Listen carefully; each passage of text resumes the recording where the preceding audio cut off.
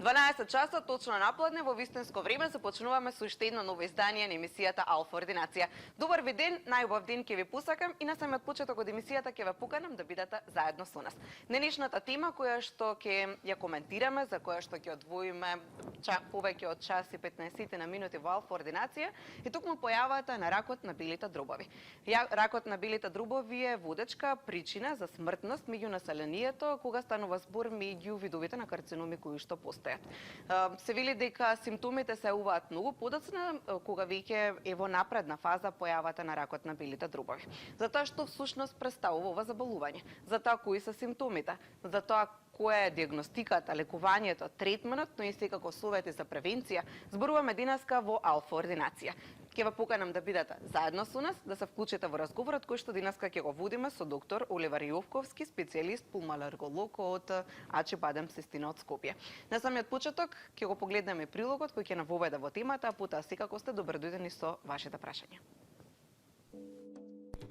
Ракот на белите дробови е водечка причина за смртност, поредено со други карциноми. Ова е еден од најподмолните малигни тумори, бидејќи симптомите се јавуваат кога болеста е во поодмината фаза, кога и шансите за излекување се помали. Најголема причина за развој на овој карцином е пушењето. Во светот секоја година се откриваат 1.200.000 нови случаи од оваа болест, од кои 1.000.000 умираат. Ракот на белите дробови е водечка причина за смртност во светот. Болеста најчесто ги погодува мажите на возраст од 50 до 60 години, но во последните години се почести се случаите на оваа болест кај младите. Како причини се наведуваат пушењето, хроничните болести на белите дробови, загаденост на воздухот, како и подолготрајна изложеност на радон, арсен, хром и катран. Карциномот на белите дробови се смета за подмолна болест бидејќи во почетната фаза нема симптоми. Во најголем број случаи се диагностицира во доцен стадиум кога болеста метастазирала и кога шансите за излекување се минимални. Првите симптоми што можат да укажат на карцином на белите дробови се напорна кашлица, болка во градите, како и исплукување крв, воспаление на белите дробови кое не поминува и покрај лекувањето. Исто така, треба да се обрне внимание и на нагло губење на тежината, како и ослабен апетит. Подоцна се јавуваат и други симптоми, како температура, снемоштеност и анемија. Само редовните систематски прегледи може да ја откријат болеста во асимптоматската фаза, каде има голем успех на лекување со хируршки третман.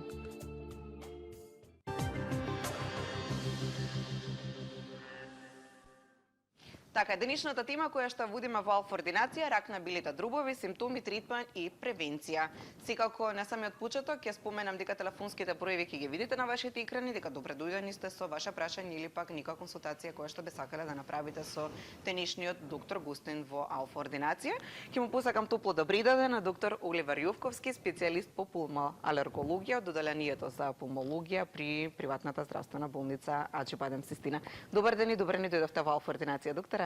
Добар ден, благодарам на поканата. И вам ви благодарам што одвојувате време да бидете гостин во Алфа Ординација и што денеска ќе позборуваме на една, јас би рекла, тешка тема, но сепак убаво е да позборуваме за да поработиме на превенцијата и да им дадеме насока на нашите гледачи во поглед на оваа тема. Би сакала на почеток да позборуваме за нешто што е поврзано секако со белите дробови, за улогата и функцијата на белите дробови, апсолутно ни е доста добро познато тоа, но би сакала да започнеме со тема за тоа кои се најчестите заболувања кои што се случуваат во човечкиот организам кога станува збор за белодробието. Секако респираторната патологија е една од најшироките познати патологии. Бројот на пациенти кои што годишно се прегледуваат во било која здравствена установа, во секој случај предначи респираторните заболувања, поголемиот дел од нив се горно или долно респираторни инфекции, па се оние настинки, вируси, грипови, кои што не допринесуваат многу за нарушување на здравјето, на општото здравје бар. Или нешто што посебно премногу би не загрижува, така? Секако, тоа се најбанални инфекции кои што секој во текот на годината може да ги прилежи. Сега има друга една категорија на респираторни заболувања кои што настануваат како кои што се хронични или да ги споменам на крај и малигните заболувања на белите дробови кои што не се секогаш директно настанати во самите бели дробови, може да бидат и секундарни, значи од некој друг орган во телото, се префрли на белите дробови. Белодробието е еден од најдобро прокрвените органи. Целата крв за минута 2 циркулира низ белите дробови, функционираат како еден вид на сито за крвта и тука се задржуваат голем број малигни болести, метастазираат. Така да малигните болести кај белодробни заболувања зафаќаат едно широко поле и вака по некои мислења дека на онколошките клиники некаде и до 50% од целокупната работа на онколошката клиника се базира нешто околу белите дробови. Така. Јас се скоментирав, но и во прилогот пред малку што го видовме, кажавме дека ракот на белите дробови е една водечка причина за смртност помеѓу споредено со другите карциноми и дека ова е еден од најподмолните малигни тумори кои што му се случуваат на човечкиот организам, бидејќи симптомите никако се јавуваат доцна кога веќе прогредира на самата болест. Интересно е тоа што кога се шансите за излекување се помали, имаше една статистика каде што вели дека мажите најчесто заболуваат токму од ова заболување. Во продолжение би сакал да позборуваме за епидемиологијата на ракот на белите дробови и секако за старосната граница во тој поглед. За епидемиологијата би споменал дека карциномот на белите дробови кај мажите е вообичаено на прво место по фреквенцијата на јавување. Кај жените некаде зависност од културолошки социјални разлики може да биде прво, второ, најмногу трето место. И сега останатите малигни болести кои што се блиску до честотата се обично многу во последно време постојат одлични третмани кои што ги претвараат овие тумори во еден вид на хронични болести, имаат релативно мала смртност. Проблемот со карциномот на белите дробови, малигните болести на белите дробови е дека во последниве 50 години бројките на смртноста не се многу променети и не гледам вака големи изгледи дека во наредниот период тоа премногу ќе падне, така да тоа останува можеби меѓу водечките проблеми во малигните заболувања. Така, ништо што е. Најдов еден податок дека никако старосната граница, ако претходно никако се припишувало на тоа дека под над 50-та година би се случило или рак на белите дробови, најдов еден податок дека за жал помладата популација исто така би можела да заболи од рак на белите дробови. Да, малигните болести во никако белодробието да се поместува самата граница. Во многу заболувања па вклучувајќи го токму и ова. За тоа најпрецизно би сакал да зборувам со статистички податоци, меѓутоа во Македонија тие се доста оскудни и нередовни, јас би рекол. На повеќето мапи на број на заболени фреквенција ретко не има, по некоја година отсуствуваме. Меѓутоа претежно, значи карциномот на белите дробови се ова помеѓу над 55-та, 60-та година па до 70-тите, најчесто кај пушачи или бивши пушачи. Сега секако има и случај на млади луѓе, тоа е во секој случај сега во последните медицински истражувања покажуваат дека тука повторно некои генетски фактори, односно склоност кон добивање на некои малигни болести, тоа е доста популарно, така да тука доста се работи, се истражува, има некој напредок, меѓутоа претежно возрастни луѓе. Ретко, спорадично има и помлади луѓе. Така. Никако следствено од претходното прашање, моето следно прашање би се однесувало на ризик факторите. Што е на што би предизвикало? Рековте генетиката е еден од главните фактори, претпоставувам, за појава? Не би рекол. Во Така? одредени семејства се среќаваат одредена семејна дистрибуција на овие заболувања, но со зголемена честота. Меѓутоа, во секој случај, прв, основен, најважен и да не набројувам понатаму колку е важно, е пушењето. Затоа сите знаеме сега на секоја кутија цигари всушност пишува кои се штетните ефекти на пушењето. Меѓутоа, во последно време се наметнува една нова тема, тоа е загадувањето. Значи, да ви објаснам, има една тенденција, јас сум доволно возрастен за да паметам дека на почетоците, некаде пред 20 години, друга беше дистрибуцијата на карциномот на белите дробови, односно најчест беше сквамозниот, планоцелуларниот белодробен карцином, потоа аденокарциномот и така. Сега во моментов последните статистики покажуваат дека е тоа доста променето и дека скоро преку 50% од карциномот на белите дробови припаѓа на групата на аденокарциноми или некоја комбинација. Еден дел на тоа се должи на подобрите патолошки техники за исследување, особено имунохистохемијата, која што почнува сега тек кај нас масовно да се применува. Меѓутоа има и промена. Сега тука има една друга работа. Аденокарциномот всушност се рачуна како се јавува некаде во периферијата, не толку во самиот бронх, започнува и тука има една теорија дека загадувањето, особено на ситните ПМ честички кои што успеваат да стигнат некаде периферно, многу допринесува до зголемен број на појава на аденокарцином. Така. Ќе продолжиме понатаму за останатите ризик фактори во поглед на прашањето кое што ви го поставив. Ќе го вклучиме гледачот кој веќе го имаме на линија. Споменав на самиот почеток од емисијата дека отворени се телефонските линии за сите ваши прашања кои што би сакале да ги поставите или пак едноставно да направите консултација со докторот кој денеска е гостин во Алфа ординација. Добар ден за првиот гледач кој веќе го имаме на линија. Добар ден. Ало, добар ден. Добар ден, убав ден, повелата. Дали се слушаме? Од Берово се јавува. Одлично се слушаме, ако се јавувате од Берово. Да. Повелата. Јас го имав истиот случај со запаление, што го викаме ние, Така. на бели дробови. Така. И почеток на карцином само. Без во прво укочени, па после ме со сприт ми вадеа вода од дробовите и после за Скопје. И за Скопје у пулмологија.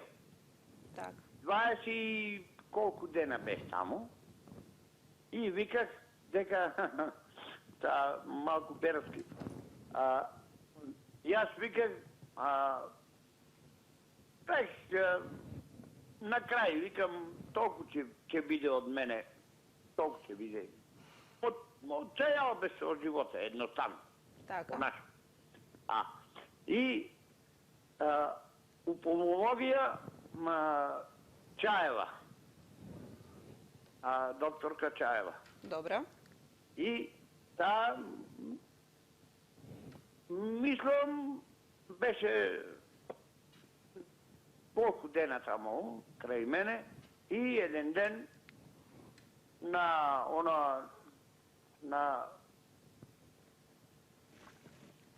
прегледот и вика што ќе правиме? Не бидува. Мене ме боли. Имам болки носно, посебно вечерно време. Така. Имав. Случајно го кажувам. И таа докторката Чаева, Господ здраве да ги дава и на неа, и се јави на доктор Кондов. Така. На доктор Кондов у друго оделение. И вика, лично пред мене, вика, имам еден запуштен, мора да го примиш, не е стар, да не го испуштим. Со тие зборови. Така. И ми покажа на екранот, ми покажа, вика, да си видиш дробовите, какви. И викам, јас многу слушам, кога ме боли, многу слушам. Човекот ме прими во недела. Во недела. Тоа не можам да го заборавам на Кондов. Добро. Во недела ме прими, само гледал да има празен кревет. И одма ми стави дренажи. Леле, тоа треба, јас како до пушка газдан. И оддади и одпред. И ми стави, ме извади, нема што да кажам. Нема што да кажам.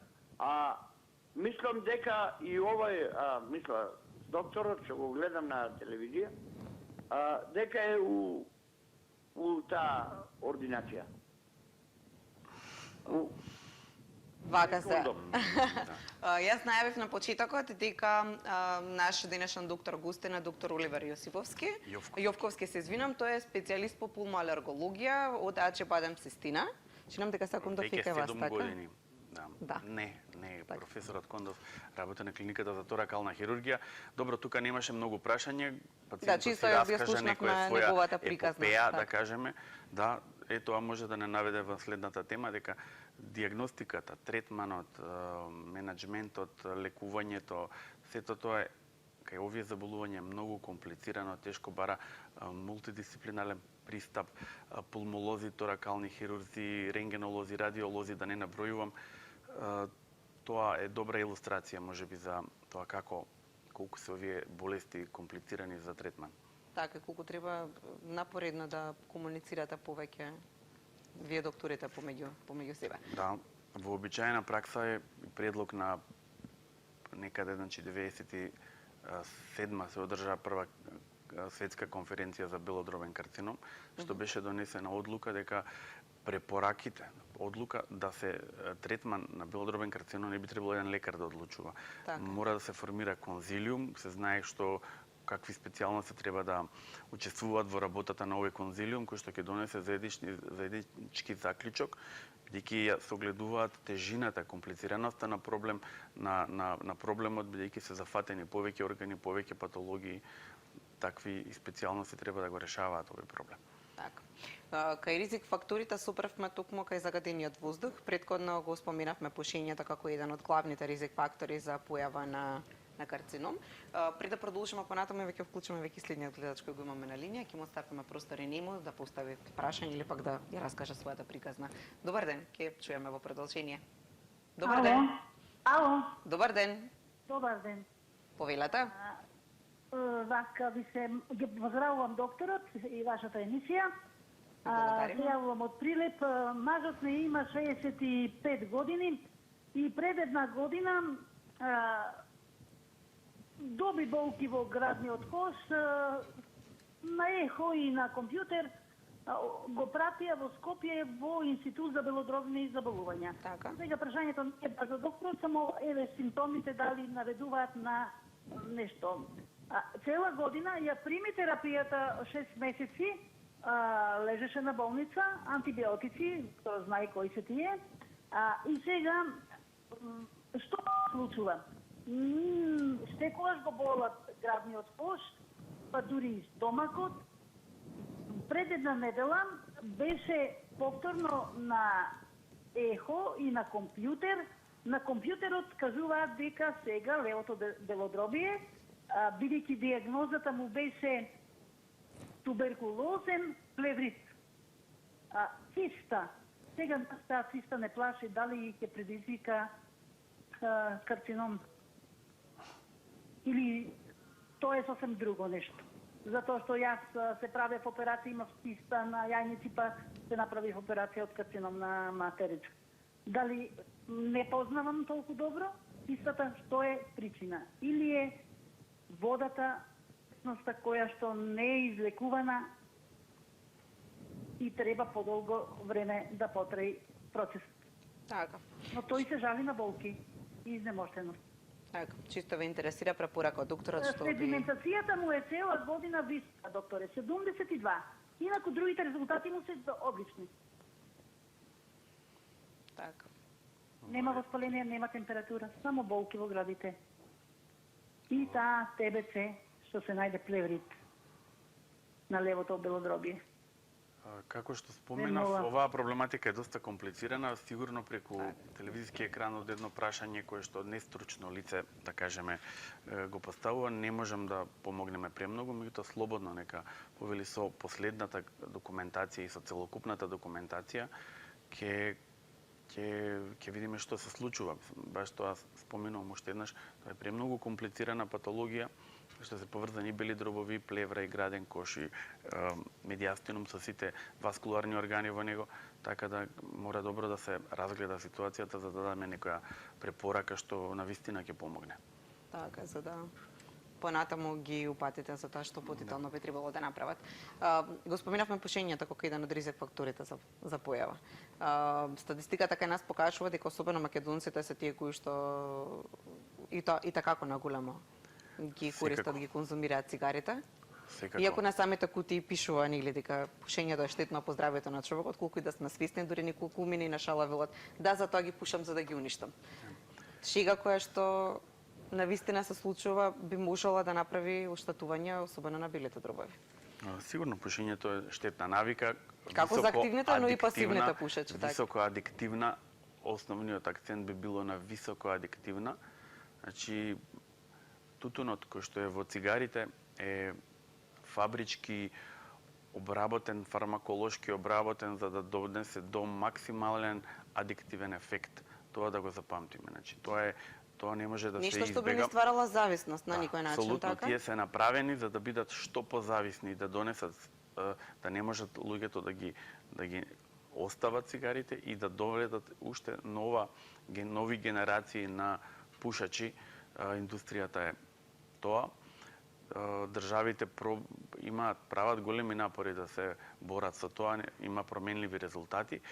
Меѓутоа, за ефектите ќе кажам, значи во Македонија 50% се пушачи, така се некои статистички, можеби нешто пониски од тоа, ама тука некаде.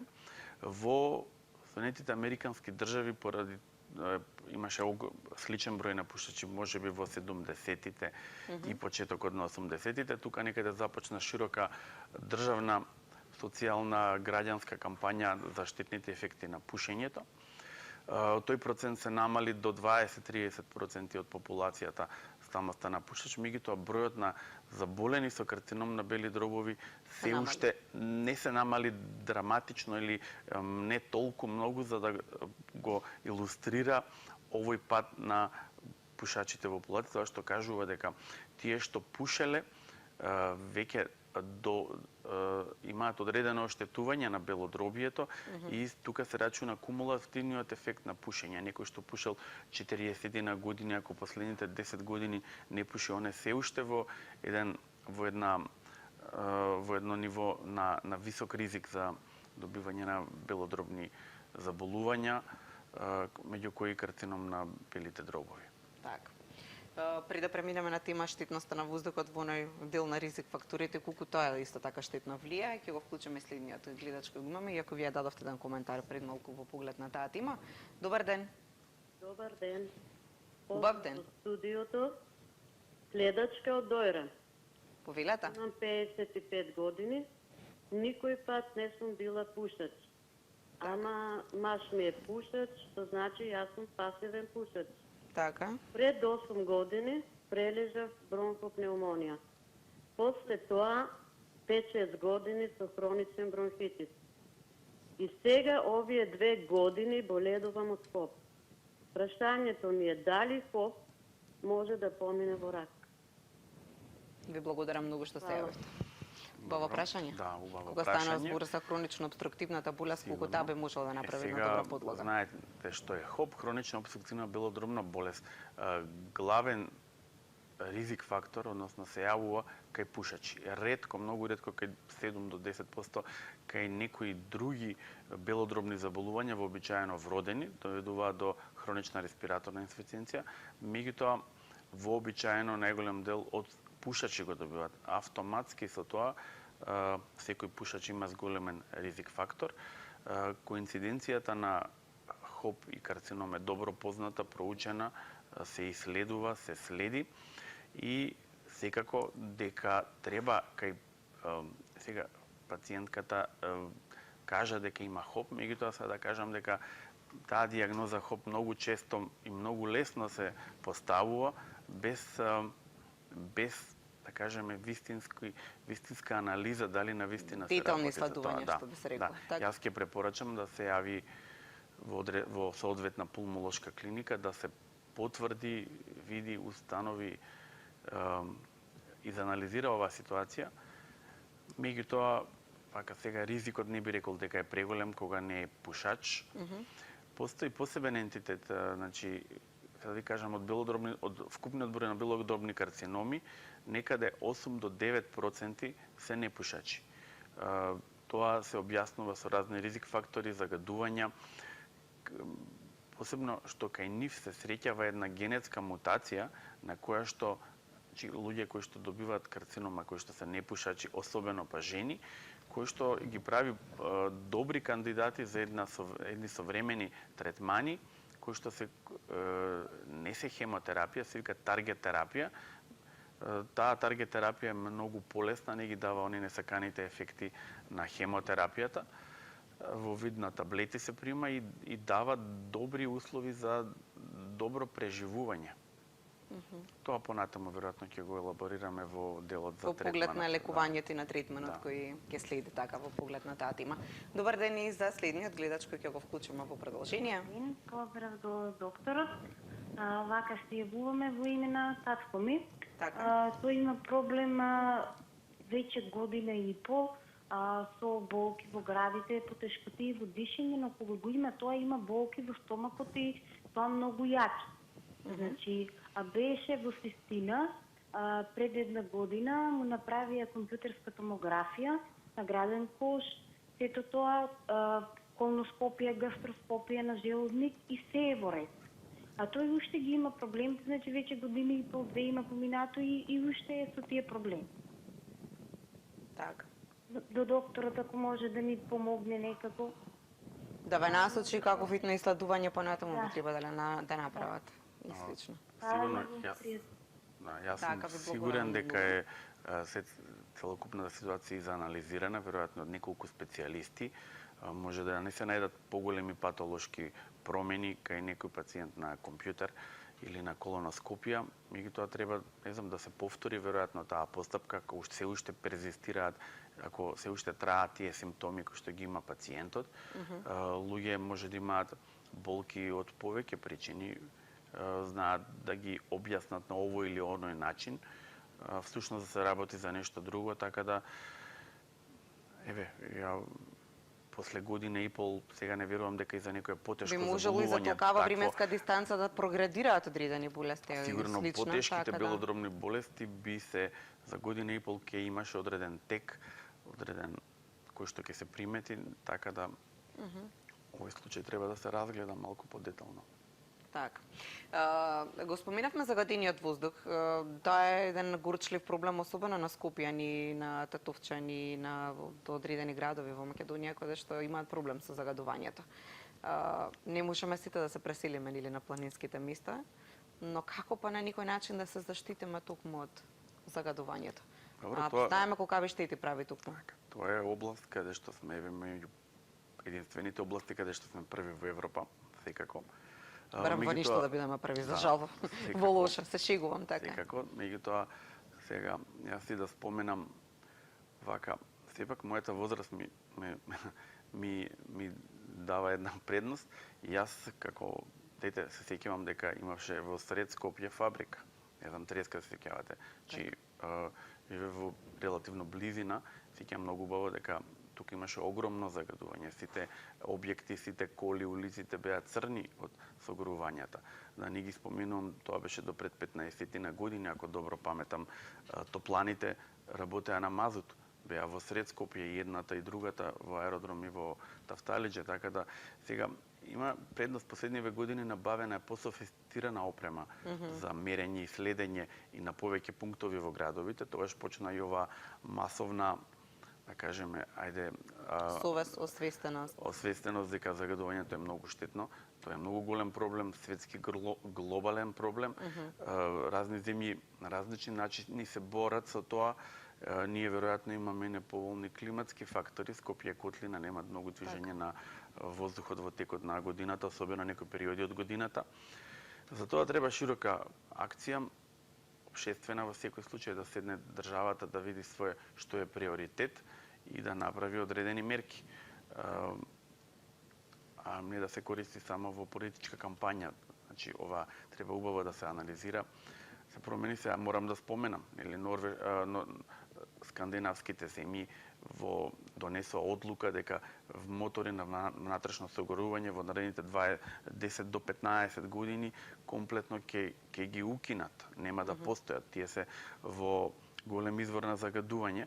Во Скопје во секој случај за голем дел од загадувањето е греењето на тврди горива. Така. Че ја можам да кажам во центар огромен голем број од луѓето се греат се уште на дрва. Јаглен и слични препарати сега има некои одредени напори се прават се. Меѓутоа треба да се видат кои се приоритети, да се направи стратегија и тоа да се решава полека. Тоа би било тоа. Така. Би сакала да продолжиме понатаму со класификација. Какви видови на карцином на белите дробови постојат? Во секој случај, значи кај примарните, тие што започнуваат од белите дробови, основната класификација е ситноклеточен и неситноклеточен. Ситноклеточниот е една посебна група кој што всушност е погоден само за хемотерапија, има релативно мало преживување.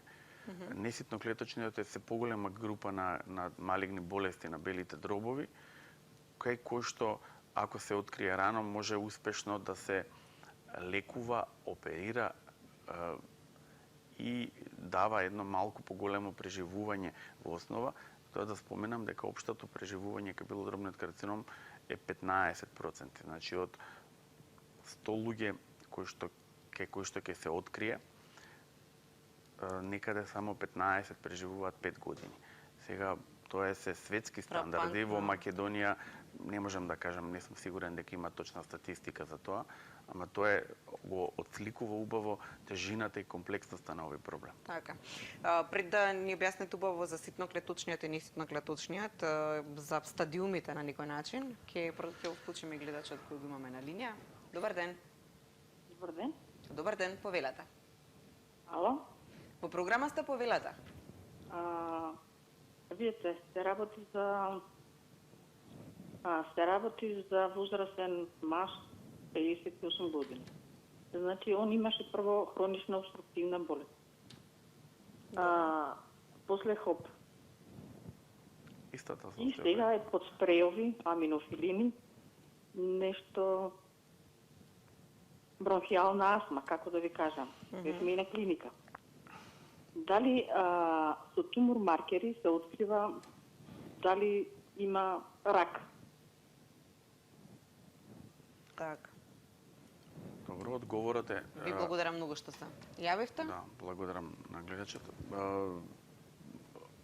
Тумор маркерите имаат многу мала ограничена улога во диагностиката на белодробниот карцином. Сега господјата спомена повеќе состојби болести кои што веројатно не се најасни на Како хронична обструктивната болест, бронхијалната астма исто така спомена? Да, меѓутоа тоа се хронични обструктивни белодробни болести, едната се јавува најчесто кај пушачи, астмата се јавува вообичаено заради алергии кај помлади луѓе. Двете го зголемуваат ризикот за добивање карцином на белите дробови, меѓутоа не се директно фактор кој што ќе донесе директно до тоа. Тука има многу фактори, иако тие пациенти се во групата кои што се подложни и кои што е потребно следење или некој вид на скрининг, за тоа подоцна ќе зборуваме. Секако, тоа би било одговорот на моето прашање, дека немаат на прашањето на гледачката. Да, дека немаат преголема улога. Токму маркирите кои што ги спомена како. Во поглед на видовите на карцином или класификацијата, вие споменавте. Би сакала малку да искоментираме за фазите. Да речеме, вие рековте дека во ситноклеточниот е токму на фаза каде што не можете многу како доктори да влијаете, за разлика од неситноклеточната каде што претпоставам дека она е прва фаза каде што на заболувањето каде што на некој начин би можело да се влие. Малку повеќе детали во поглед на класификацијата. Добро, да споменам, значи кај ситноклеточниот белодробен карцином стадиуми некој премногу нема. Има напредната болест, локална болест, каде што се уште не се видени метастази, меѓутоа секој онколог знае дека е веројатно можно е да има и метастази на друго место и под таа претпоставка го насочува лечењето, така да тука доста се прават превентивна радиација за да се спречи ширењето. Меѓутоа, да кажеме, тоа е еден фактор на кој што многу малку можеме да влијаме, таква е биологијата, таква е природата на тој тумор. За него всушност и многу малку се зборува, се прават некои испитувања, меѓутоа нема некое поместување во третманот на овие болести преголемо, минимално, и тоа не е доволно, така го прифаќаме. Сега кај неситно клеточните, тука постојат стадиуми во секој случај, 4 стадиума. Секако најдобро би било откривање на белодробниот карцином во некој стадиум прв или втор, каде што е можно оперативно отстранување. Сега, вака убаво ќе кажеме, ние ќе го откриеме во некој ран стадиум, меѓутоа тоа е многу комплицирано. А второ, често имаме големи проблеми со појава на лимфни јазли, тоа е патот по кој што се шират туморите, а ако се пропушти, испушти некој лимфен јазол при операцијата, ако остане, тогаш операцијата може да е неуспешна и туморот да се врати повторно веќе кај еден пациент кој што е отстранетен дел од белодробиот, така да веќе и третманот е многу потежок и тука шансите за преживување се многу мали. Самата диагностика на овие лимфни јазли е многу комплицирана, сложена, бара многу техника, медицина од висок ранг. Кај нас тоа е се уште малку развиено. Ја споменал клиниката за плуњење која што сепак предначи и се разбира џибадемцистина, меѓутоа за тоа треба многу добро припремени лекари со доста опрема која што е скапа, и тука секако државата си прави своја математика дали тоа и се исплаќа на крајот. Така. Ќе продолжиме понатаму секако и со останатите теми, знаци, симптоми, секако е една од оние најчести прашања, или пак она што кога никој ќе почувствува одреден симптом, тогаш веднаш нели да речеме ако користат интернетот како информација за тоа за каков вид на заболување станува збор. Диагностичките постапки, самата диагностика која што вие ја споменавте, исто така една од битните, круцијалните теми на кои што ќе се задржиме, како исто така третманот и лекувањето. Овие прашања, овие теми ќе го ставиме берикло во вториот дел од емисијата, затоа што во продолжение ќе направиме една куса пауза. Следуваат вестите во минута, но и секако следуваат и кусиот блок на рекламни пораки кои што ги најавувам. Да ги погледнеме.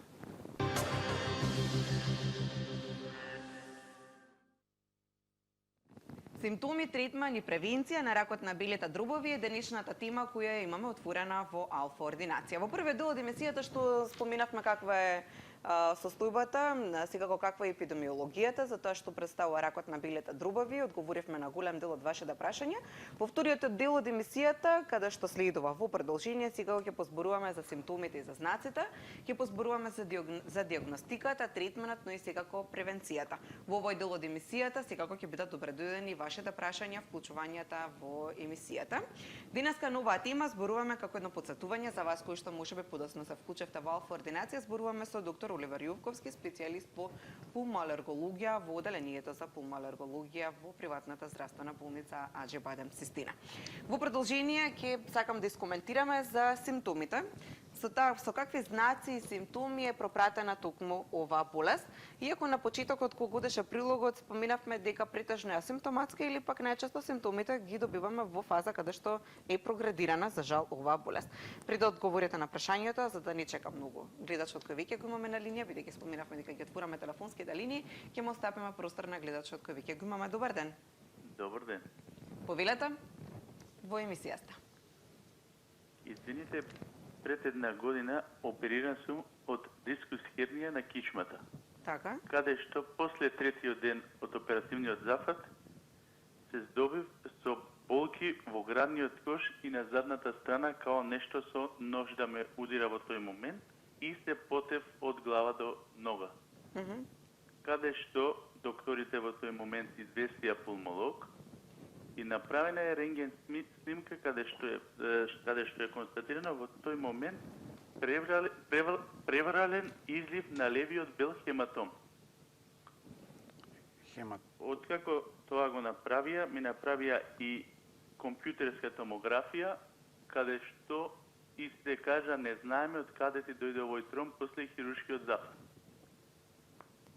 Направено е ехо во текот на утрешниот ден, каде што е констатирано 10 мл вода на белиот лев дроб. Сакам да го прашам докторот од што дојде овие последици и совет негов за понатамошно лекување. Дали имате некој прашање во поглед на тоа на објаснувањето? Јасно е, тоа е белодробна тромбоемболија, веројатно по ова кажувањето на гледачот, дури го спомена во еден дел.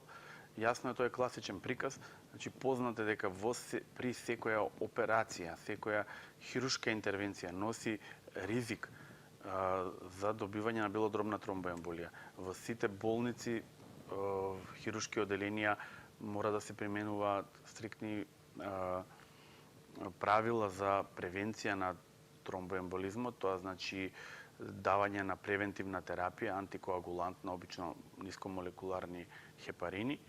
Меѓутоа е носење на кај високоризичните пациенти се препорачува носење на антитромботични чорапи. Сега морам ја да споменам, барем во нашата болница Аџибадем Систина, ние многу строго се придржуваме на тоа, меѓутоа и покрај најголемото внимание да не се јави белодробна тромбоемболија, сепак може да се јави. И покрај превентивната терапија, бидејќи едноставно секое отварање, хирургијата представува еден упат, инвазија во човековото тело, при што се манипулира со крвните садови, со органите во човековото тело. При таа манипулација се ставаат разни клешти, клипси, овие вообичаено метални делови го оштетуваат, ја оштетуваат површината на крвните садови и тоа е автоматски причина за појава на белодробната тромбоемболија. Исто така и лежењето во кревет, знаеме после секоја хируршка интервенција треба време пациентот да закрепне, мора да се лежи, неактивноста исто го зголемува ризикот за тромбоемболија. Вообичаено, како што ми е мене познато, се применуваат овие мерки, меѓутоа кај некои луѓе се јавуваат, тука нема многу, тоа е природата, човекот. Да го вклучиме и следниот гледач, кој ќе го поздравиме по продолжение. Добар ден. Добар ден. Очигледно. Јавувам од Прилеп. Поздрав до вас, повелете. Да, поздрав до докторот и до новинаркава. Сакам да прашам едно прашање на посла на доктора, ако можам. Повелете. Јас пред 4 години, 12 година, негде се оперирав од ми најдоја тумор на белиот жигер. Ме слушате? Да. Ми најдоја тумор на белиот жигер, меѓутоа отидов во Скопје, се оперирав во државна болница, ме оперира само ме сторија и некој доктор Чованчевски, Ристо, го знам, да речеме, не беше лош човек, фин човек беше, меѓутоа, може и така, може не, ја не знам, тоа не може да потврдам. Ме опериса се, ме онадија и на крајот ме вини, благодаря че јас се отвори себе и те затворив. Немаш ни тумори, ни раквили. Од тогаш добив големи проблеми, знаеш, се задишувам, не може да дишам доволно, како воздух да не имам. Што се случува, ако може доктор да ми одговори? Во кој проблем е ова дојден, од кој проблем, да речем? И буквално се најдувам во некој пати во кома, вака, знаеш, тешко ми е, не пристојно, не хубаво. Сакам едно да ми одговори од што се случува тоа. Опериса сум, сторен се секој нешто и ме пуштија. За 2-3 дена ме пуштија од болница, од државна болница. Така, ве разбрав. Тоа е. Уште еднаш поздрав. Благодарам, фала унапред. Ви благодарам и вам што се вклучевте. Сигурно не можам да претпоставам за што се работи, меѓутоа да, голем број од белодробните заболувања, не кажам најголем број од белодробните заболувања се манифестираат како некој вид на сенка во самите бели дробови. Спомена веќе претходно, диагностиката е многу комплицирана, тешка, треба да го бува стручен кадар со многу скапа опрема и резултатите повторно може да бидат несигурни, затоа не знам, во дадена ситуација веројатно имало одредена сенка која што не била успеано да се издиагностицира до крај, поради тоа тоа е одреден, тоа само го илустрира комплицираноста на белодробнава патологија. Така. Во поглед на симптомите и на знаците, какви знаци, какви симптоми даваат информација дека се случува ништо со белодробието? Да. Вообичаено се јавуваат како почеток општи симптоми. Малаксаност, слабење, се разбира кашлица, искашлувањето крв е познато како симптом на белодробните малигнитети. Меѓутоа, тоа вообичаено се јавува нешто подоцна. Работата е кога веќе овие поголеми симптоми кои бидат присутни, тоа веќе ни кажува дека белодробниот тумор е напреднат. Идеално би било кога би се фатил во некоја фаза каде што 1 до 2 сантиметри, меѓутоа во внатрешноста на бели дробови нема рецептори за болка. Може, ако започне во бронхот, да предизвика дразба на бронхот и тогаш да даде одредена симптоматологија, па да се успее рано да се фати, пред да кажеме да се прошири во лимфните јазли, каде што понатаму оди низ целото тело. Работата е, треба да се лоцираат точно кои луѓе се со зголемен ризик за појава на белодробен карцином. И кај нив да се секој, да кажеме, најпревенматичен лекар би требало да инсистира да се направи рентгенска слика, таа рентгенска слика да се убаво да се изанализира за одредени промени, што па повторно ќе доведе до понатамошна диагностика, колку може порано да се фатат белодробните тумори, особено кај оние кои што се од ризичните групи. А ризичните групи ги спомена? Ризичните групи, да, сигурно пушачите со повеќе од 20, 30, 40 години стаж пушење. Исто така во зимскиот период треба да се обрне внимание, бидејќи многу често се забележува тој феномен во зима, секој симптом од респираторниот систем да се протолкува како настинка, вироза, грип и други респираторни заболувања, а потоа во пролет, кога веќе заедно со кукичињата ќе почнат и туморите да се појавуваат, кој ќе се види дека веќе таа респираторна симптоматологија продолжила, не е од обично банално горно-респираторна инфекција. Тогаш понатаму може да се прифрли на астмат и на... Сигурно, меѓутоа, за тоа се зголемува една зголемена фреквенција, се забележува зголемена фреквенција на појава во пролетниот период, баш дека тие месеци зимски се некако се обвинуваат други респираторни заболувања за оваа симптоматологија. Кој се работи за пушач, кој што е возрасен, би требало да се направи рентген, кој рентгенот покажува било какво сомневање, најмало сомневање, мора компјутеризирана томографија. Без компјутеризирана томографија диагностиката на овие болести нема никаква смисла, така да и понатаму све што оди. Така, подетално за самата диагностика ќе позборуваме секако во продолжение, да оставиме простори на гледачот кој веќе го имаме на линија. Добар ден. Добар ден. Добар ден, повелете. Поздрав до гостиот, поздрав до вас. Поздрав и до Јас вас. 2007 година бев во Јасеново, а болница ми најда стенкане. А после се дојдов во државна болница, значи не можеа да откријат што е и како. 4 пати бронкоскопија праве, не можеа да ми откријат каде се наоѓа таа стенка. Така. Тука отидов во Бугарија. Бугарија ми констатира дека имам на хранопроводот колку мандарина беше. Тумор.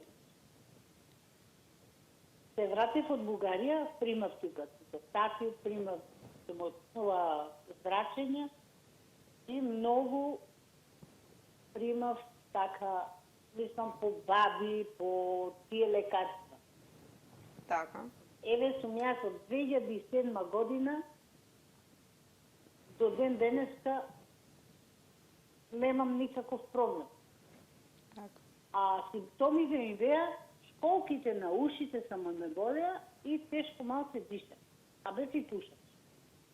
Друго ништо немав проблем во ни плуќа да ме боли, ни грб, ни ништо. Само школките на ушите ме боли. Така. Ние искоментиравме пред малку дека претежно ова заболување е и асимптоматско, кога станува зборен или за ракот на белите дробови. Дека за друго заболување. Така, да. Тука спомена дека за... Апсолутно така да поред, мислам, диагностиката е повторно да повторам. Една од клучните работи. Да, комплицирана, треба многу стручни тимови да работат, тоа би било одговорот. Така. И секогаш треба да се бара друго мислење, како што направила и та гледачката една поучна приказна, но и предпоставувам дека понатаму го сменило и стилот на живење, затоа што спомена дека 2010 навака, тоа 10 години навистина треба да се направат и многу промени. Така. По поглед на диагностиката е следната тема која што ќе ја обработиме. Како оди самата диагностичка постапка? Добре, диагностичката постапка, во секој случај кај еден пациент кој што постои повисок ризик, значи пушач или бивш пушач со подолг стаж и со напредната возраст преку 55 години, треба да се започне со рентгенска слика во секој случај, во два правца, никогаш во еден, иако е тоа вообичаено по нашите поликлиники од некоја илузија дека зрачењето е зголемено. Профилната снимка не го зголемува дозата на зрачењето битно, поопшто, треба да се има Што значи тоа објаснете ни убаво? Па да, рентгенска слика се состои од снимање во антеропостериорен и латерален правец, во два правца. Мора за да се прикаже белодробието, долната третина од белодробието на слика напред назад не се прикажува. Може да се пропуштат многу работи тука. Потоа во диагностиката било која неправилност на рентгенската слика на бели дробови треба да наведе да се направи компјутеризирана томографија на белите дробови со доволно контраст, значи и тоа би го лоцирал како еден проблем на нашиот здравствен систем. Не се дава доволно контраст и соодветно за да се прикажат сите промени, па и најмалите во белите дробови. Понатаму, ако се најде созмнителна сенка, вообичаено се прави или бронхоскопија. Тоа е една процедура при што тенка камера се внесува вообичаено низ носот и се доаѓа до тие промени во белите дробови, од тука се зема материјал, така се поставува диагноза, или биопсија, каде што преку зидот на градниот кош со игла се добива материјал. Сега да споменам дека 10 до 15% не можат на овој начин да се диагностицираат, па мора и некој вид на хирушка интервенција, постојат хирушки интервенции, мала хирургија која што се користи за поставување на диагностика, например ВАЦ, да ја споменеме видеоасистираната торакоскопија. Реално и во поголемите центри 10% се поставува пред некој хирушки начин. Тоа е вообичаена пракса. Понатаму следат други диагностички методи, една која што е витална во последниве 10 на 15 години, без која што не може да се замисли диагностиката и третманот, особено хирушкиот, е PET-CT-то, тоа е позитивно емишен томографијата, каде што се става во организмот специјално означена, радиоактивно означена глукоза, која што пак туморските клетки најдобро ја врзуваат, најбрзо ја врзуваат и се слика целото тело, при тоа се добива приказ на оние клетки кои што имаат најбрз метаболизам, тоа се вообичаено малигните клетки. Тоа ни дава многу јасни податоци за ширењето и дали постојат метастази или туморот е лоциран само на таа локализација која што можеме да ја видиме на останатите радиолошки методи, компјутеризирана томографија или магнет на се разбира, постојат и други диагностички методи за следење на секундарните промени кои што можат да се јават, меѓутоа овие се основните диагностички постапки. Овие се оние кои што би ви дале вам, докторите, многу јасни информации за ситуацијата каква е. Ќе продолжиме понатаму, би сакала само за неколку дни повеќе време да одвоиме, но ќе остапиме простори на гледачот кој го имаме на линија, па во продолжение ќе го вклучиме и ќе го поздравиме. Добар ден. Добар ден. Добар ден, слушаме. Да, ве слушаме одлично. Повелете. На телефон е од 2 раздејан. Така, повелете. Сакам да почнам да керка ми, има 12 години. Од пред 3 години почна да добива некои гуши. Така. Од градниот кош. Значи, прво беше понекогаш така на 6 месеци еднаш, сега како мислам, сега 12 години више, тогаш имаше 8 години. И сега се почесто така тоа гуши се јавува. Многу пати може да дојде кога се да ја гуши и да изгуби светла, значи не може да стои, треба да седне кај кочуе. Така. Дали би може да ни кажете каза да направиме ситуација каде се одатиме. И што тоа бушење што е може, значи она е многу мала. Бидејќи рековте дека уште пред 8 години сте преметеле, дали сте направиле никаква диагностика, да речеме, дали Кога никаде? имаш 8 години, тогаш кога имаше бушење чат-пат, Така? одевме на лекар, ја прегледува, нема ништо, не ни кажува нешто посериозно. Али она се уште за тоа бушење чат-пат го има. А и сега како расте се повише. Така. Значи, речеме, еве, секој ден и вчера ми се пожели дека пак мал се е гушило. Многу пати и на школа тоа се гушило. Обично кога се замори. При замор. Така.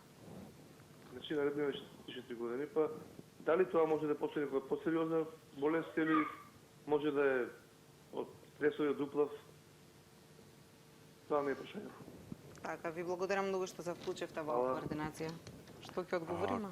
Да, па не, сам навистина има вакви прашања кои што се многу тешки да се одговори. Можат повеќе состојби да додат под вакви симптоми, меѓутоа би препорачал се уште девојчето е 12 години, кај неа веќе може да се направат сите неопходни диагностички постапки во смисла да се види да се работи за астма, понатаму меѓутоа ни една астма не би одела со губиток на свест, како што спомена вашиот гледач, така да ја би рекол да ја види еден педијатар искусен и понатаму да се да е погледнати субспецијалисти во област, значи педијатар, неуролог и пулмоалерголог. Тоа би била мојата препорака, особено ако кажува дека фреквенцијата и тежината на тие напади се потешка, тие анализи кои што треба да се направат. Да, бидејќи се чувствуваат се почесто, се јавуваат се почесто, особено кога и исто така во училиште, кога родителите не се присутни тука и треба да се направат нели витални исследувања да се види што конкретно. Која е најчистата метода во поглед на диагностиката која што ја правите за детекција? Рековте и раната детекција во емисијата пред малку дека е една од клучните работи.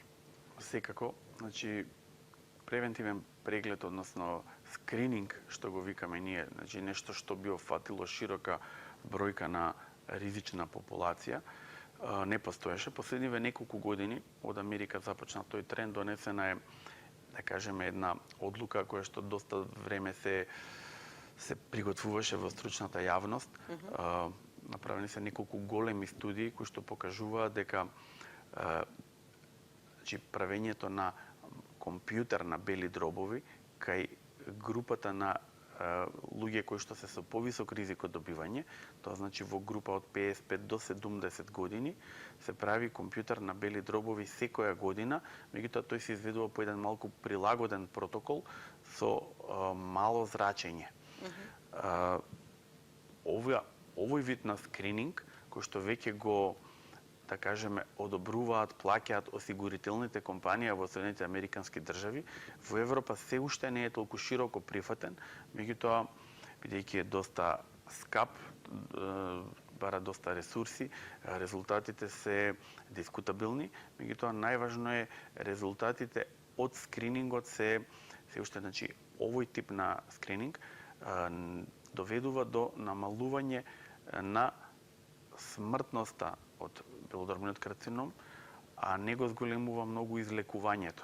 Бидејќи, на жалост, белодробниот карцином е болест која што се јавува и како многу малку се јавува на некои места околу васкуларното стебло, големите крвни садови, значи пулмоналните артерии или дишникот, многу малку може да се направи и во случај да се открие многу рано. Така да смртноста и се намалува малку. Сега тоа е единствена прифатена, научно докажано дека постои одреден бенефит. Во наши услови тоа би било доста тешко да се спроведе, кај нас е уште компјутеризирана томографија тек последниве години заживеа со набавката на нови апарати, меѓутоа би рекол дека ќе треба уште доста да учиме за тоа, за да дојдеме до тоа ниво.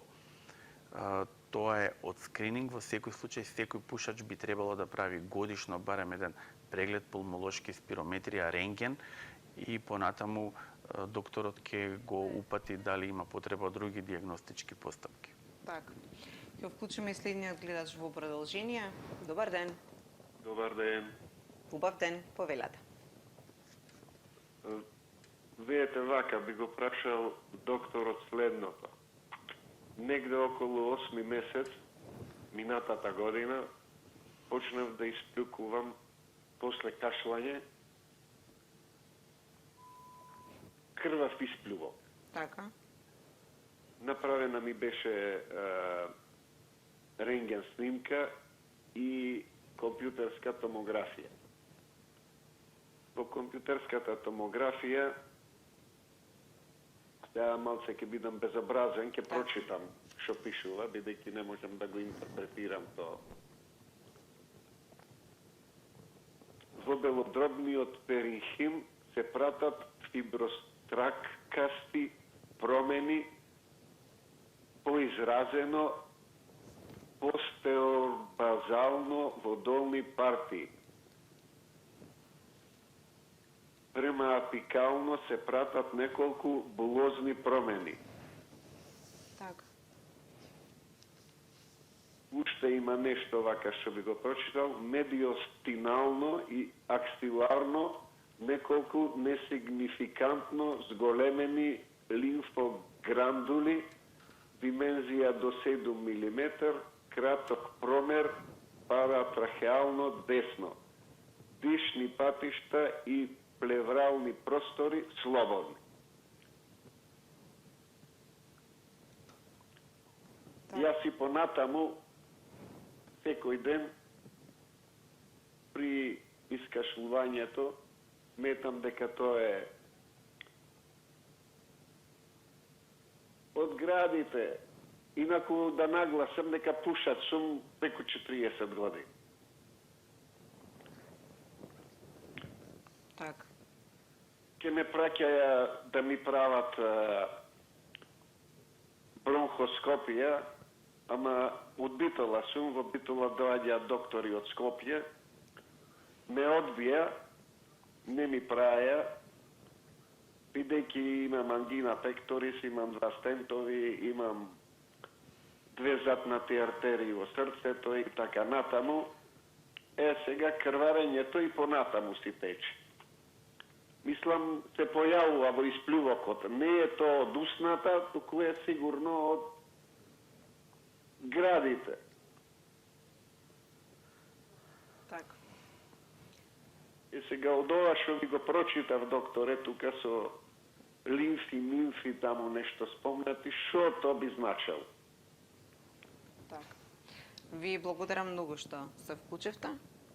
Добро, јас колку што разбрав, тука има одредени промени во паренхимот на белите дробови, во долните делови.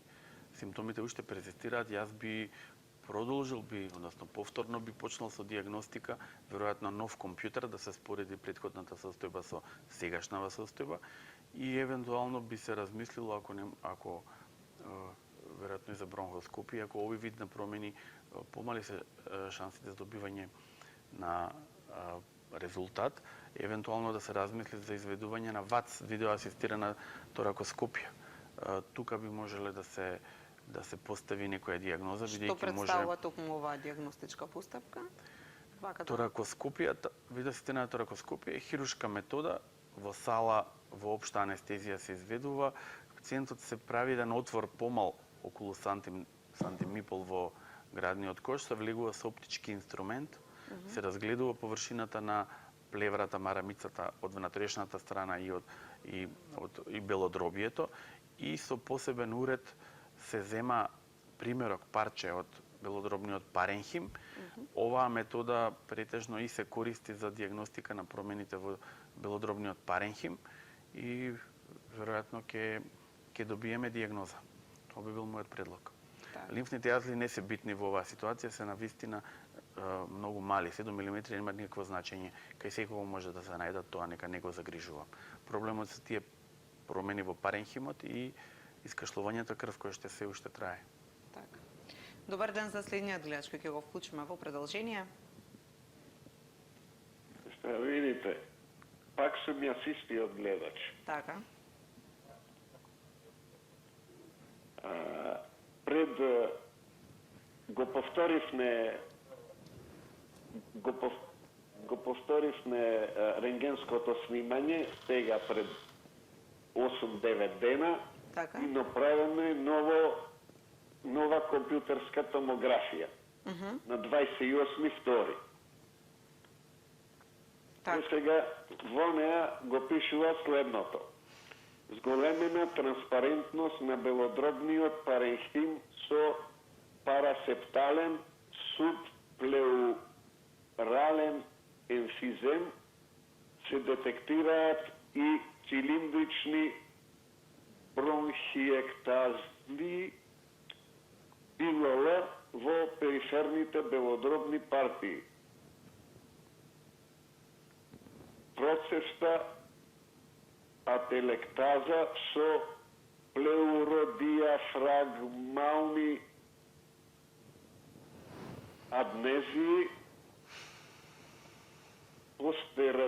постеробазно десно, без циркулскриптни плеурални задебелувања и без флуидни колекции.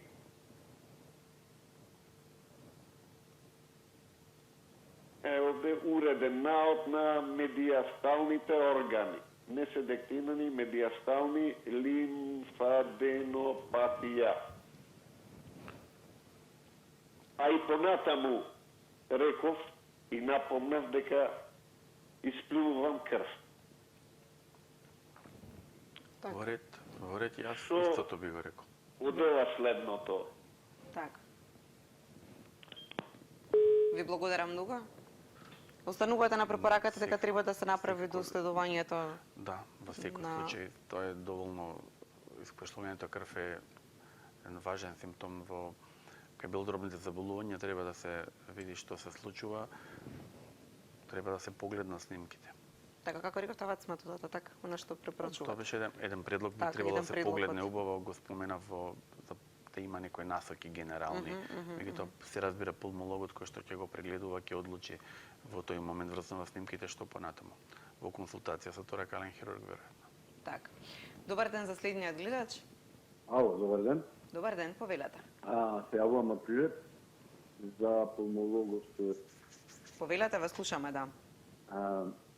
Пред 8 години бев на болница, јас сум долго трае. Ние 16 години ви се прекина. И ми најдоа ХОП, хронична белодробна болест. Така.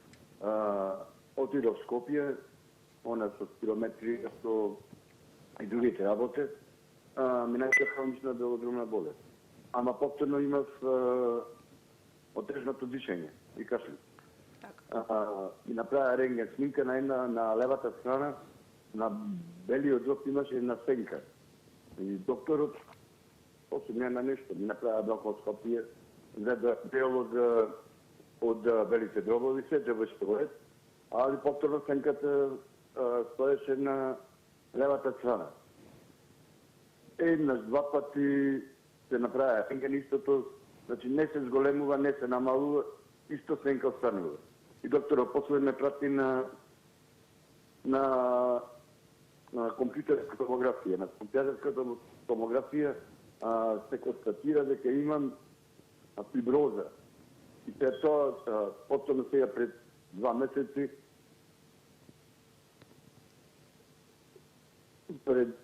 исто имав воспаление, јако воспаление на белите дробови. Од Прилеп повторно ме пратија на пулмологија во Скопје. Лежа едно 10 на дена. Сега е по-добро, ми даде некои лекарства, по-добро е, ама повторно кашлам. Дали нешто, сакам да кажам, въпросам доктор, дали нешто од фиброзата или повторно од хроничната болест. Дали сте пушач? Без пушач, моментално 16 години ме пушам. И дури ме смета пушењето. Така. Добро, јас би рекол, ако е диагностициран ХОП, таа е хронична болест, прогресивна, која што пушачите ќе кажат некое време не пушам, меѓутоа тоа е вообичаено кога веќе ги осеќаат првите симптоми на задишување, кашлица и искашлување.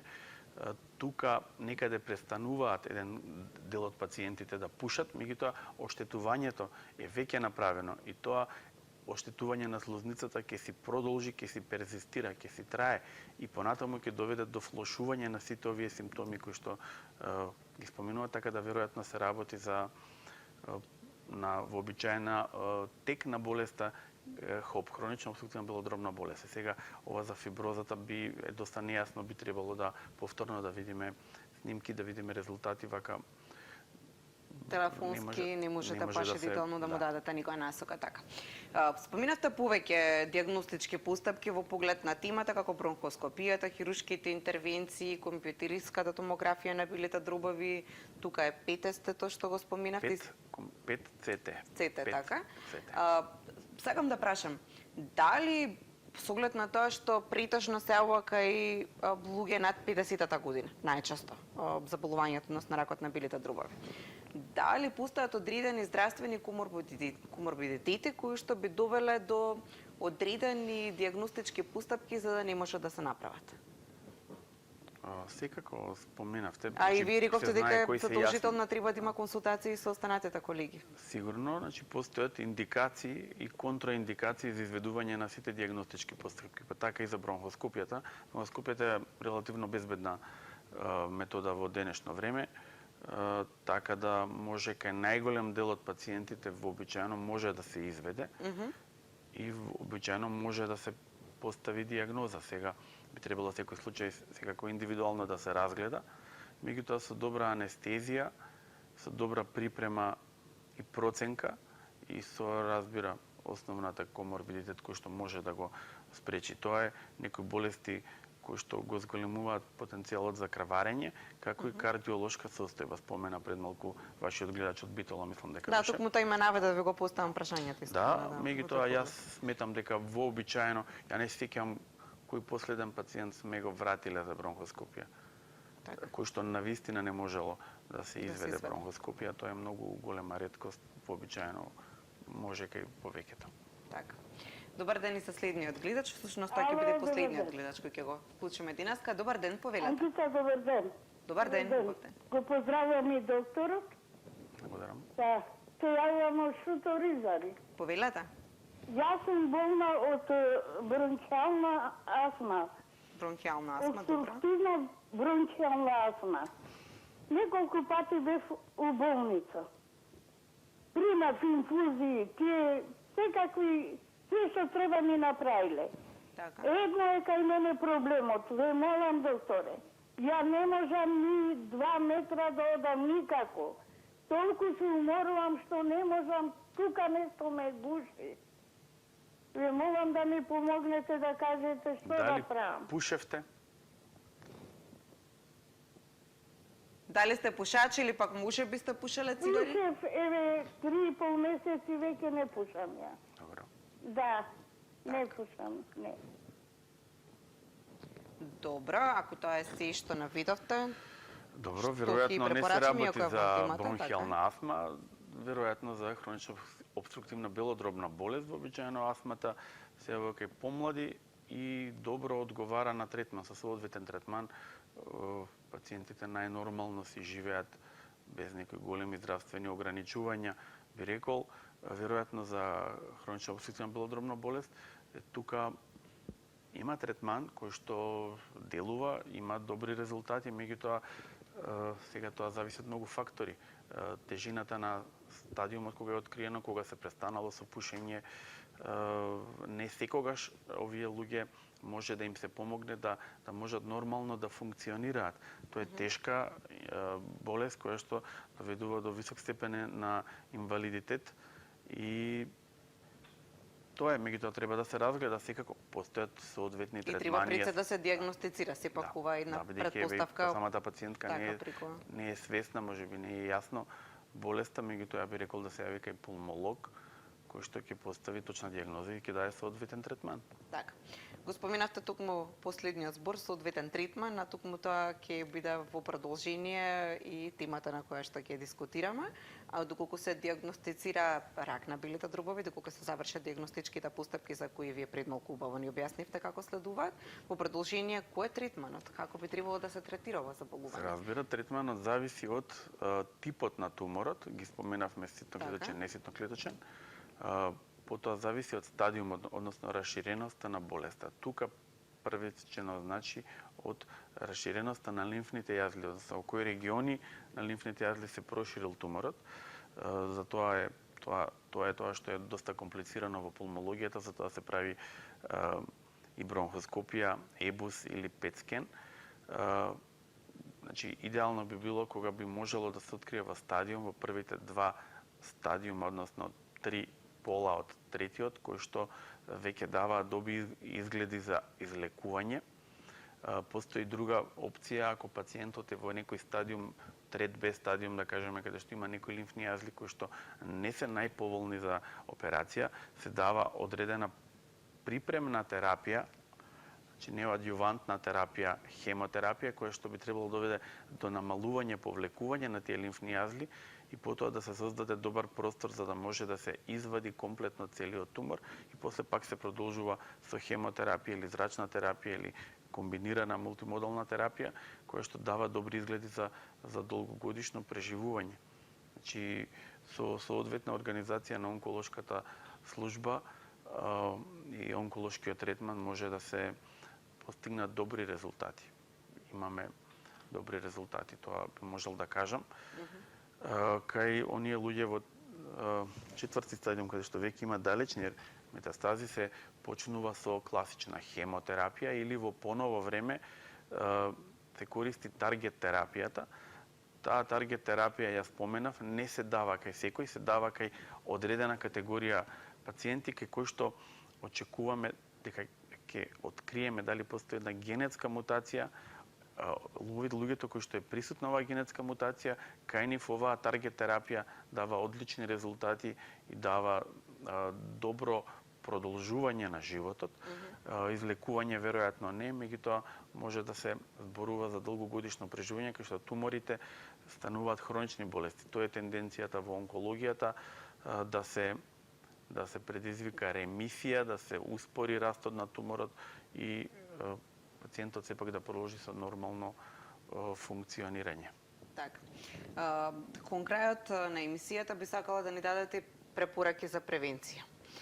Се вели дека што порано откриен, тоа е секако многу подобро за вас, докторите, за да можете да лекувате на никој начин. Но кои се препораките? Особено вие рековте и неколку пати во емисијата спомнавте, да предпоставувам дека тоа ќе биде и сега во продолжение како препорака, дека оние кои што се долгогодишни пушачи, ако се над 50-та година, задолжително дека треба барем еднаш годишно да направат преглед на белите дробови. Секако тоа е основната мерка е прекин на пушењето. Така. Во било која возраст, во било која ситуација, тоа особено за младите. Така. Значи, човек кој што ќе пуши 20-30 години,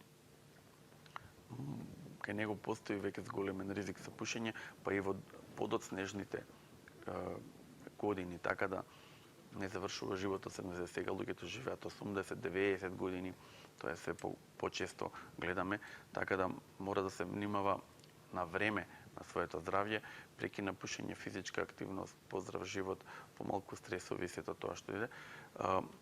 Тоа е основната мерка, а оние кои што пушат или пушеле, за да се да доведе до навремено откривање, редовни пулмолошки прегледи и евентуално компјутеризирана томографија која што би се правело со одредена фреквенција. Македонија не сум сигурен дека има, односно пулмолози Македонија заеднички став околу тоа, меѓутоа може и за таа опција да се размисли. Тоа ќе оставиме на индивидуалните случаи, веројатно, кои се заинтересирани за своето здравје.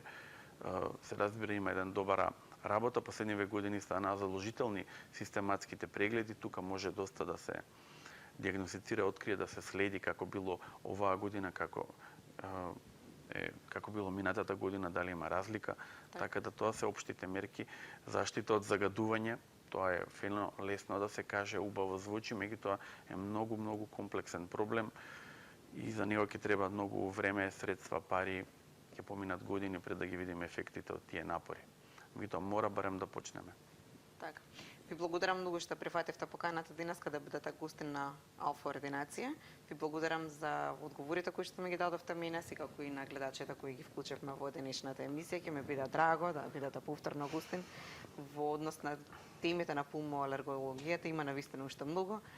За што да се зборува, ќе ми биде драго доколку ве видиме повторно како гостин. Благодарам. И вам ве благодарам уште еднаш.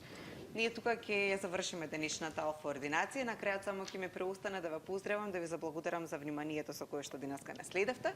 Секако да ви препорачам да останете понатаму со програмата на ТВ Алфа, бидејќи по завршувањето на оваа емисија која што се емитува во живо, следува уште една жива емисија каде што очекуваме ваши размислувања на една доста интересна тема кога станува збор за нашите најмлади, кога станува збор за децата, секогаш се трудиме да им пружиме прво убав и пристоен живот, а понатаму секако кога станува збор за родендените да им организираме убав роден ден.